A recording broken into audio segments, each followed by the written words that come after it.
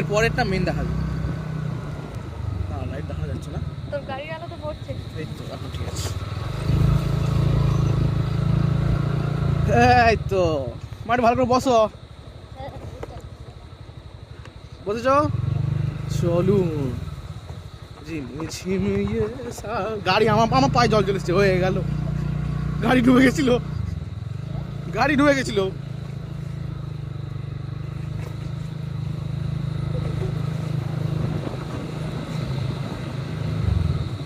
কাকু আপনি যান।